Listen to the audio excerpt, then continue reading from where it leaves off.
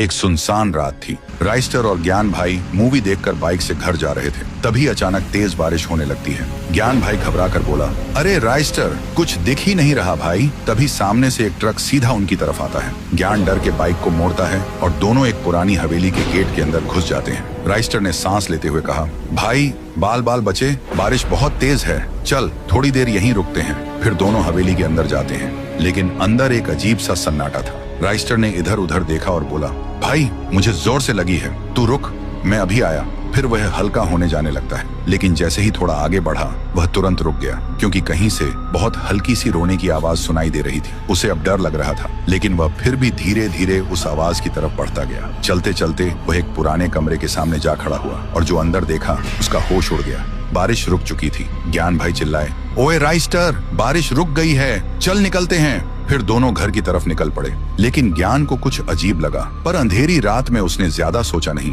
अगली सुबह गांव में मेला लगा था, सब मस्ती में थे। तभी वहां हाथ में एक तलवार लेकर राइस्टर आया और सीधा लोगों पर टूट पड़ा। एक एक को तलवार से काट रहा था। गांव में भगदड़ मच गई, हर तरफ लोग मरे पड़े थे। उधर ज्ञान भाई न्यूज देख रहा था। राइस्टर ने गांव पर हमला कर दिया। देखते ही वह चौंक गया और तुरंत बाइक लेकर तबाही वाली जगह पहुंचा। वहां का मंजर देखकर उसकी रूह कांप गई। राइस्टर लोगों को कैद करके रखा था और लोग चीख रहे थे।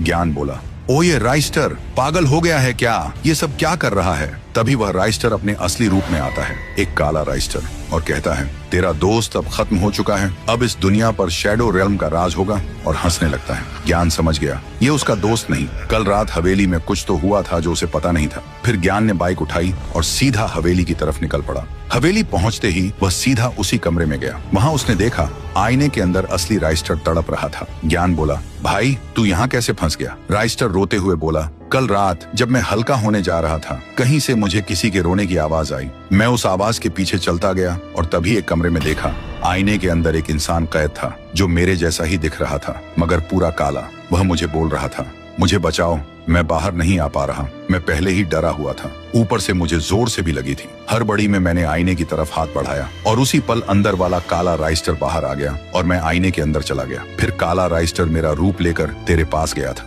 और अब मेरा शरीर काला पड़ने लग रहा है। ज्ञान भाई बोला, फिक्र मत कर भाई, मैं हूं ना। फिर ज्ञान भाई ने वहां पड़ी लोहे की रॉड उठाई और पूरी ताकत से आईने पर वार किया।